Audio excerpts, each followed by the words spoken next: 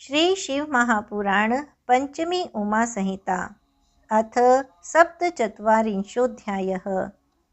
शुंभ निशुंभ से पीड़ित देवताओं द्वारा देवी की स्तुति तथा देवी द्वारा धूम्रलोचन, चंड मुंड आदि असुरों का वध। ऋषि बोले, हे राजन, पूर्व समय में शुंभ एवं निशुंभ नामक प्रतापी दैत्य हुए। उन दोनों भाइयों ने अपने तेज से चराचर सहित तीनों लोगों को आक्रांत कर रखा था। उन दोनों से पीड़ित हुए देवगण हिमालय पर्वत पर गए और समस्त प्राणियों की माता तथा कामनाओं को पूर्ण करने वाली देवी की स्तुति करने लगे। देवगण बोले, हे दुर्गे, हे महेश्वरी, आपकी जय हो। हे आत्मीय जन प्रिय, आपकी जय हो। त्रैलोक्य की रक्षा करने वाली आप शिवा को नमस्कार है, नमस्कार है। मुक्तिदायिनी को नमस्कार है, पराम्बा को नमस्कार है। समस्त जगत का सृजन, पालन तथा संहार करने वाली को नमस्कार है। हे कालिका रूप संपन्ने, आपको नमस्कार है। आप ताराकृति को नमस्कार है। आप छिन्न मस्ता स्वरूपा तथा श्री विद्या को नमस्कार है। हे भुवनेश्वरी, आपको नमस्कार है। आप भैरवाकृति को नमस्कार है। आप बगलामुखी को नमस्कार है। आप धूमावती को बार बार नमस्कार है। त्रिपुर सुंदरी को नमस्कार है। मातंगी को बार बार नमस्कार है। आप अजिता को नमस्कार है। विजया को बार बार नमस्कार है। आप जया, मंगला तथा विलासिनी को बार बार नमस्कार है। आप दोग्ध्री रूपा को नमस्कार है। आप घोराकृति को नमस्कार है। हे अपराजिताकारे, आपको नमस्कार है। हे नित्याकारे, आपको नमस्कार है। शरणागतों का पालन करने वाली आप रुद्रानी को बार बार नमस्कार है। आप वेदांत वेद्या को नमस्कार है। आप परमात्मा को नमस्कार है। अनंत कोटि ब्रह्मांड की नायिका को बार बार नमस्कार है। इस प्रकार देवताओं द्वारा स्तुति की जाती हुई वरदायिनी गौरी शिवा ने प्रसन्न होकर सभी देवगणों से कहा, आप लोग यहाँ पर किसकी स्तुति कर रहे हैं?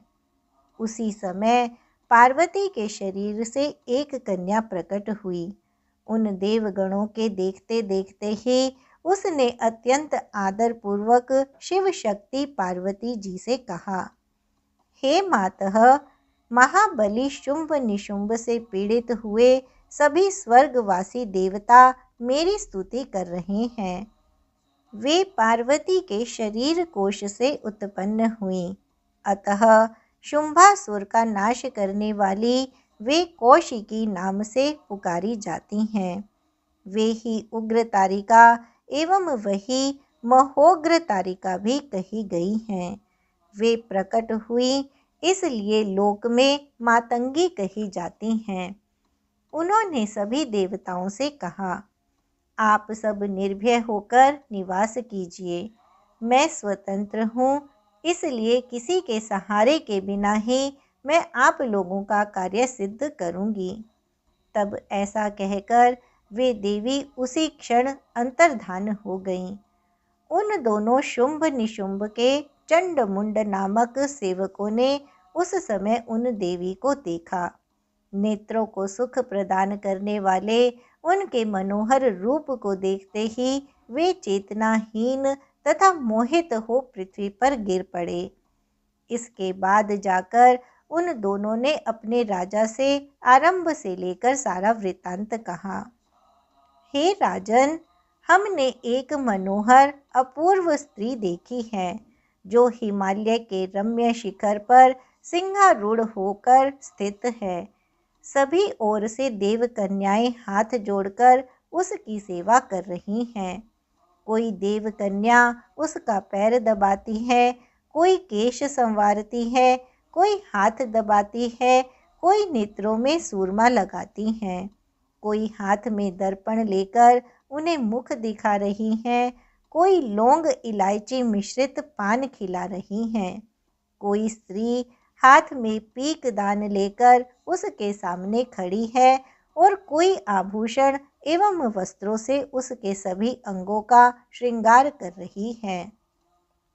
वह देवी केले के स्तंभ के समान उरुदेश वाली, शुक सदृश नासिका वाली, सर्प के समान भुजावल्ली वाली, बजते हुए नुपुरों से युक्त चरणों वाली, रम्य मेखला से युक्त, कस्तूरी की गंध तथा मोतियों की माला से शोभायमान, हिलते हुए स्तन वाली, ग्रवेयक से सुशोभित ग्रीवा वाली, बिजली के समान कांति से देदीप्यमान अर्धचंद्र तथा मणि में कुंडल धारण किए हुए स्थित हैं।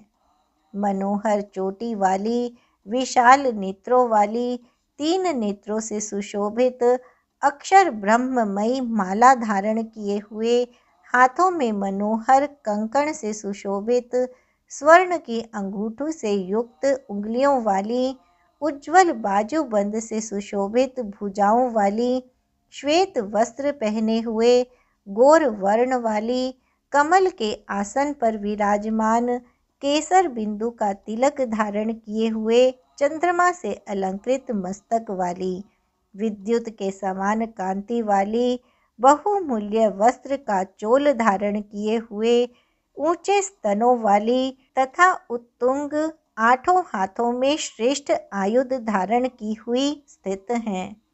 वह जैसी सुंदर है वैसी त्रिलोकी में न कोई असुर स्त्री है, न नाग स्त्री है, न गंधर्व स्त्री है और न ही दानव स्त्री है।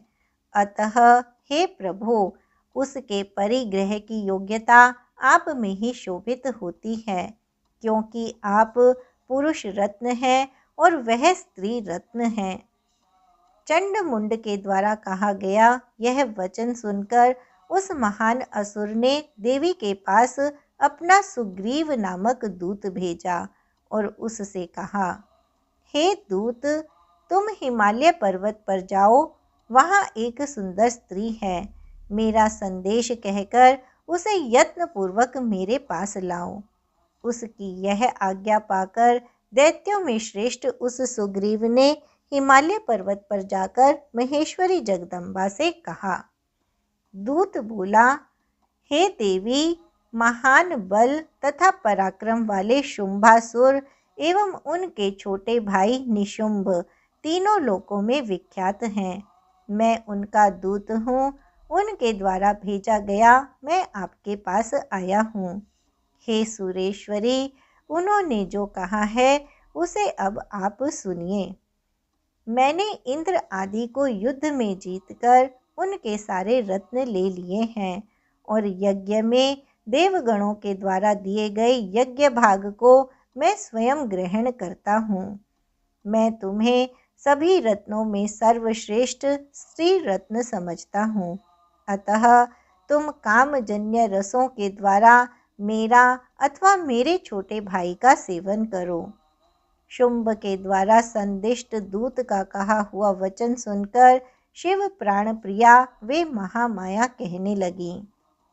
देवी बोली, हे दूत, तुम सत्य कह रहे हो, तुमने थोड़ा सा भी असत्य नहीं कहा है, किंतु मैंने पहले एक प्रतिज्ञा की है, उसे मुझसे जान लो।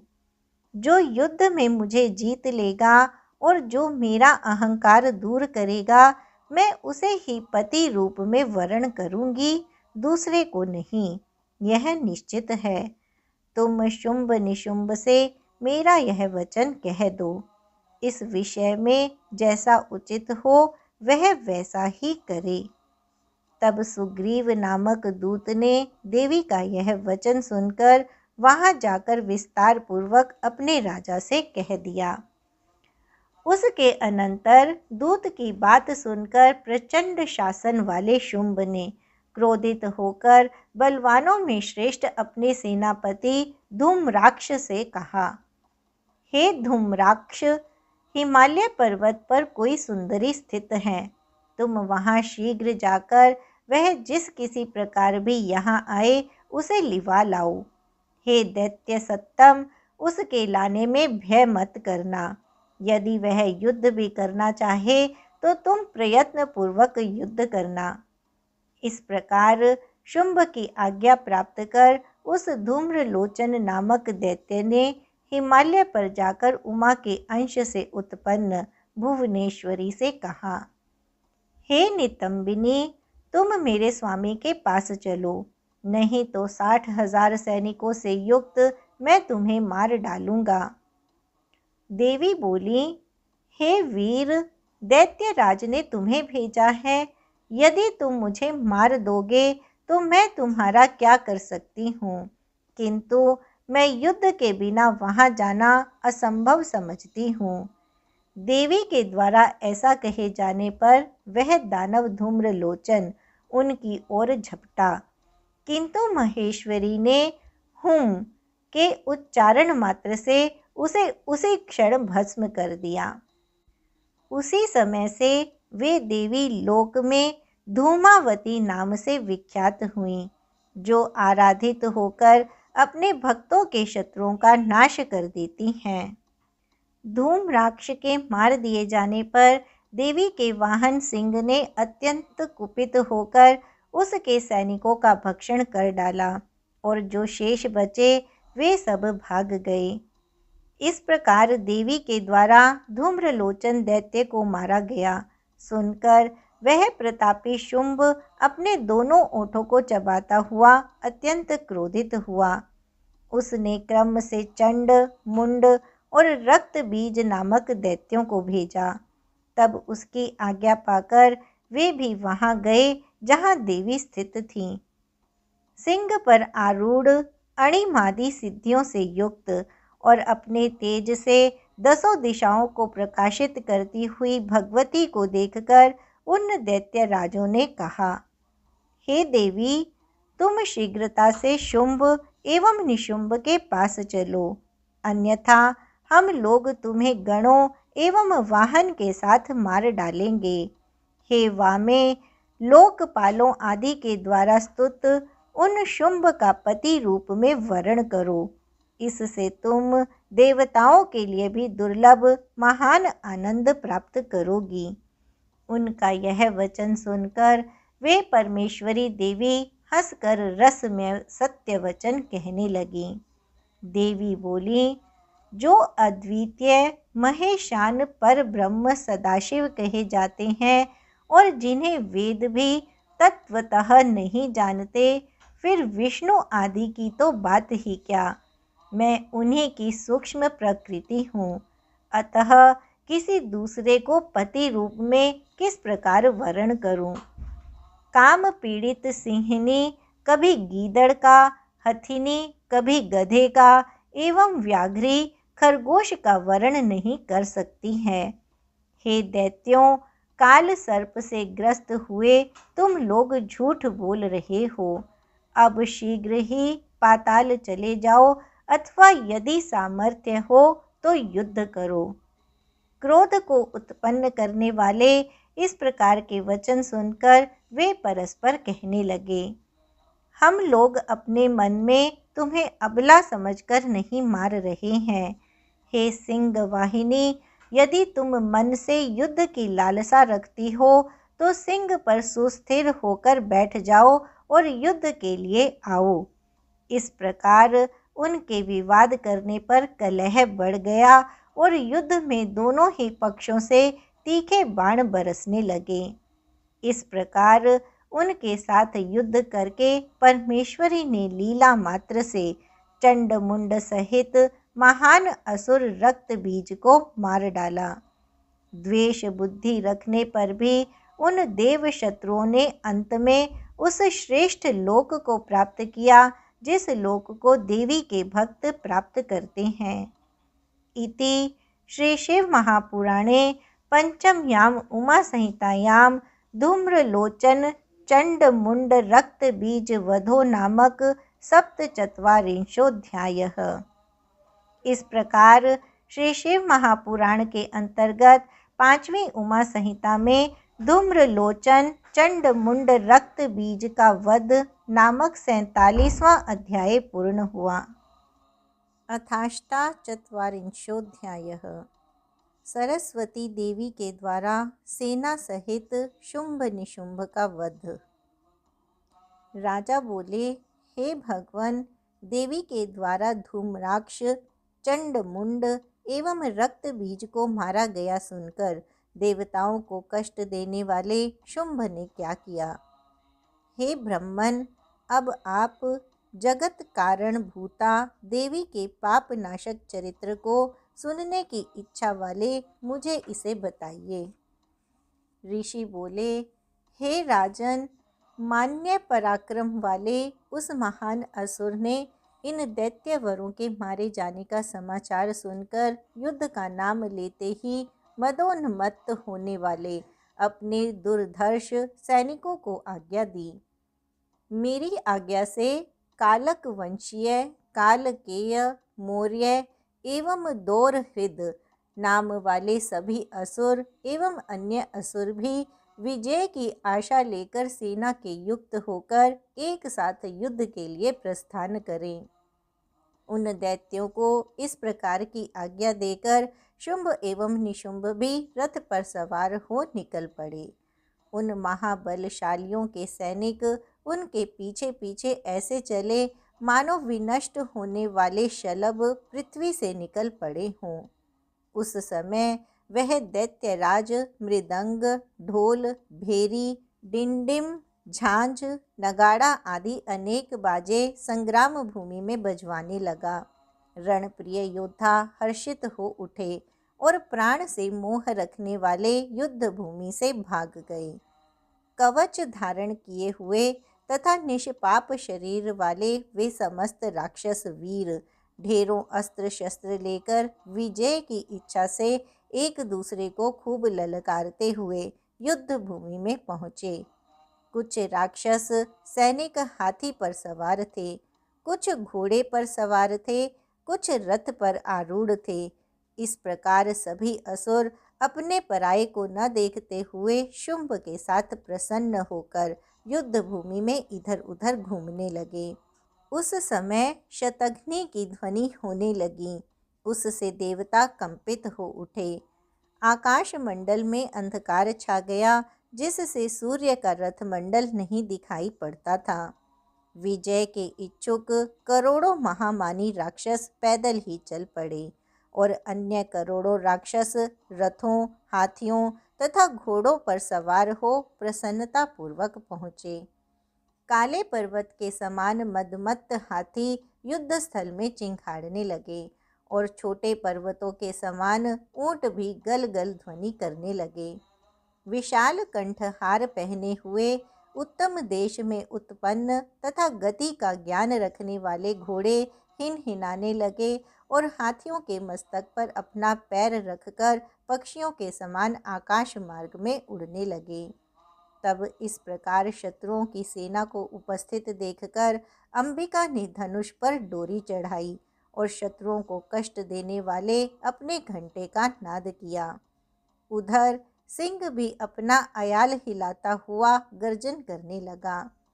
तत्पश्चात हिमालय पर विराजमान और रम्य आभूषण तथा शस्त्रों को धारण करने वाली शिवा को देखकर वह निशुंभ कामुक के समान रस से भरी हुई उत्तम वाणी में बोला, हे महेशी, तुम जैसी सुंदरियों के रमणीय शरीर पर गिरा हुआ मालती पुष्प भी कष्ट पहुँचाता है, अतः तुम इस कोमल शरीर से यह भयंकर संग्राम क्यों करना चाहती हो। ऐसा वचन कहकर वह महान असुर चुप हो गया। तब चंडिका ने उससे कहा, अरे मूर्ख असुर, व्यर्थ क्यों बोल रहे हो, युद्ध करो अन्यथा पाताल में चले जाओ। तब अत्यधिक क्रोधित हुआ वह महारथी दैत्य युद्ध में बाणों की ऐसी अद्भुत वर्षा करने लगा जिस प्रकार आए हुए मेघ वर्षा काल में जल की वृष्टि करते हैं। वह मद से उन्मत्त हो तीखे बाणों, त्रिशूल, फरसा, भिंदीपाल, परिघ, तरकसों, तोप, भाला, छुरी एवं महान खड्ग को साथ लेकर संग्राम करने लगा। उस संग्राम में विदीर्ण मस्तकों वाले काले पर्वतों के समान बड़े बड़े हाथी घूमने लगे और उड़ती हुई बिलाकाओं की पंक्ति जैसी श्वेत शुंभ निशुंभ की पताकाएं खंडित होकर नीचे गिरने लगीं। कालिका ने रण में राक्षसों को मछली के समान काटकर प्राणहीन कर डाला। गर्दन के कट जाने के कारण घोड़े भयंकर दिखाई पड़ने लगे। उस समय अन्य राक्षसों को सिंह ने अपना आहार बना लिया। युद्ध के बीच में रक्त की धाराओं वाली कितनी ही नदियां बह चलीं और उनमें कटे हुए रुंड मुंड बहने लगे। योद्धाओं के केश जल की काई के समान दिखाई पड़ रहे थे और उनके उत्तरीय सफ़ेद फेन जैसे प्रतीत हो रहे थे। उस समय घुड़सवारों से, हाथी पर सवार, हाथी पर सवारी करने वालों से, रथी रथ के स्वामी से और पैदल सैनिकों से लड़ने लगे। इस प्रकार परस्पर समान प्रतिद्वंद्वियों वाला घमासान संग्राम होने लगा। उसके बाद निशुंभ ने मन में विचार किया कि इस समय यह भयंकर काल उपस्थित हो गया है। काल की विपरीतता से दरिद्र महान धनवान तथा महान धनवान दरिद्र हो जाता है। जड़ महाबुद्धिमान एवं महाबुद्धिमान जड़ हो जाता है। हत्यारा बड़े बड़े मुनियों से प्रशंसित होता है। महाबली पराजित हो जाते हैं और दुर्बल युद्ध में विजय प्राप्त कर लेते हैं। अतः प्राणियों की जय अथवा पराजय परमेश्वर की इच्छा से अनायास ही होती रहती है। महेश्वर, ब्रह्मा एवं विष्णु भी काल का अतिक्रमण कर जीने में समर्थ नहीं हो सकते। उत्तम वीर रणभूमि में जाकर पुनः भाग जाना अपने मन में उचित नहीं समझते हैं, किंतु इसके साथ युद्ध में विजय कैसे होगी जिसने मेरी संपूर्ण सेना नष्ट कर दी है।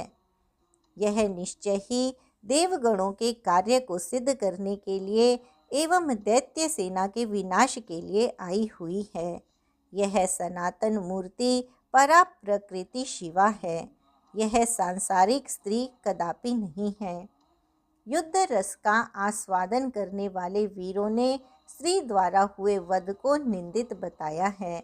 फिर भी बिना युद्ध किए दैत्यराज के सामने मुंह किस प्रकार दिखाएंगे? ऐसा विचार कर वह महारथी अपने सारथी से हांके जाते हुए विशाल रथ पर आरूढ़ हो शीघ्रता से उस स्थान पर गया जहाँ देवांगनाओं से प्रार्थित वे यौवन की उद्गम स्वरूपा पार्वती विराजमान थीं। उसने उनसे कहा, हे महेश्वरी, इन आजीविका के लिए ही युद्ध में प्रवृत्त योद्धाओं को मारने से क्या लाभ? यदि हम दोनों से तुम्हारी युद्ध करने की अभिलाषा हो तो कवच उतारकर हम लोगों का युद्ध हो। तब कौशिकी ने काली से कहा, इन दोनों के इस दुराग्रह को देखो। अच्छे और बुरे मार्ग में प्रेरित करने वाला काल विपत्ति आने पर बुद्धि को विपरीत वृत्ति वाला बना देता है। उसके बाद निशुंभ ने चंडिका एवं कालिका पर हजारों बाणों से प्रहार किया, किंतु शिवा ने अपने बाणों से उस असुर के द्वारा चलाए गए बाणों के हजारों टुकड़े कर दिए। इसके बाद उसने ढाल सहित उज्ज्वल खड्ग उठाकर सिंह के सिर पर मारा, किंतु अंबिका ने अपने महाखड्ग से उसके भी टुकड़े टुकड़े कर दिए। जिस प्रकार कुल्हाड़ी बड़े बड़े वृक्षों को टुकड़े टुकड़े कर देती है, उसके खड्ग के टुकड़े टुकड़े हो जाने पर उसने अंबिका के वक्ष स्थल पर बाण से प्रहार किया। तब देवी ने उसे भी काट दिया। इसके बाद उसने देवी के हृदय पर त्रिशूल फेंका। उन्होंने उसे भी अपने मुष्टि प्रहार से चूर चूर कर दिया। तब मरने के लिए उद्यत हुआ वह महारथी दैत्य गदा लेकर देवी की ओर दौड़ा। देवी ने उसे भी अपने त्रिशूल की धार से चूर्ण कर दिया। उसने पुनः दूसरी गदा से देवी के त्रिशूल को चूर चूर कर दिया। तदनंतर अंबिका ने देव शत्रुओं के रक्त को चूसने योग्य भयंकर सर्प सदृश तथा विषदिग्ध अपने तीक्ष्ण बाणों से निशुंभ को मारकर भूमि पर गिरा दिया। अमित बल वाले अपने छोटे भाई के मार दिए जाने पर क्रोध में भरा हुआ 8 भुजाओं से युक्त दैत्यराज शुंभ रथ पर सवार होकर वहां पहुंचा जहां भगवती महेश्वरी थीं। उसने शत्रुओं को दमित कर देने वाला शंखनाद किया और धनुष के दुस्सह टंकार की ध्वनि की। इधर देवी का सिंह भी अपने अयालों को हिलाता हुआ भयंकर गर्जना करने लगा। इन तीनों नादों से आकाश गूंज उठा। उसके पश्चात अंबिका ने अट्टहास किया। उससे सभी असुर भयभीत हो उठे। जब अंबिका ने उससे कहा कि युद्ध में खड़े रहो, तब देवताओं ने जय जयकार किया। तब उस दैत्यराज ने प्रदीप्त अग्निशिखा के समान अपनी भीषण शक्ति से देवी पर प्रहार किया, किंतु देवी ने उसे उल्का के द्वारा काट दिया। फिर शिवा ने शुंभ के द्वारा चलाए गए बाणों के और उसने भी शिवा के द्वारा छोड़े गए बाणों के हजारों टुकड़े कर दिए। इसके बाद चंडिका ने त्रिशूल उठाकर उस महान असुर पर ऐसा प्रहार किया जिससे वह मूर्छित होकर आकाश तथा समुद्र सहित पृथ्वी को कपाता हुआ उसी प्रकार गिर पड़ा जैसे इंद्र के द्वारा काटे गए पंख वाला पर्वत गिर पड़ता है। इसके बाद वह महाबली दैत्य त्रिशूल की व्यथा को सहकर 10,000 भुजाएं बनाकर देवताओं का भी नाश करने में समर्थ चक्रों से सिंह पर सवार महेश्वरी कालिका पर प्रहार करने लगा।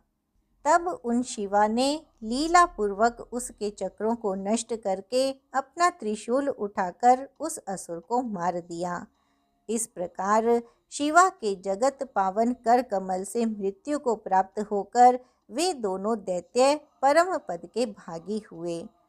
तब उस महाबली तथा प्रचंड पराक्रम वाले निशुंभ एवं शुंभ के मार दिए जाने पर सभी दैत्य पाताल में प्रवेश कर गए और कुछ दैत्यों को काली तथा सिंह आदि ने भक्षण कर लिया तथा अन्य दैत्य भयभीत होकर 10 दिशाओं में भाग गए। दैत्यों के मारे जाने पर नदियां स्वच्छ जल वाली होकर अपने मार्ग से बहने लगीं। सुखदायक पवन बहने लगा, आकाश निर्मल हो गया।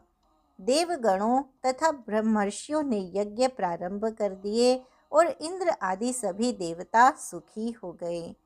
हे प्रभो, जो दैत्यराज के वध से युक्त पार्वती के इस परम पवित्र तथा पुण्यप्रद चरित्र को श्रद्धापूर्वक पढ़ता है, वह इस लोक में देवताओं के लिए भी दुर्लभ सभी सुखों को भोगकर महामाया के अनुग्रह से देवी लोक को प्राप्त करता है। ऋषि बोले, हे राजन, शुंभासुर का वध करने वाली देवी इस प्रकार उत्पन्न हुई, जो साक्षात पार्वती के अंश से उत्पन्न सरस्वती कही गई हैं। इति श्री शिव महापुराणे पंचम्यां उमा संहितायां निशुंभ शुंभ वधोपाख्याने सरस्वती प्रादुर्भाव वर्णनम नामाष्टचत्वारिंशोऽध्यायः। इस प्रकार श्री शिव महापुराण के अंतर्गत 5वीं उमा संहिता में शुंभ निशुंभ वध उपाख्यान में सरस्वती प्रादुर्भाव वर्णन नामक 48वां अध्याय पूर्ण हुआ।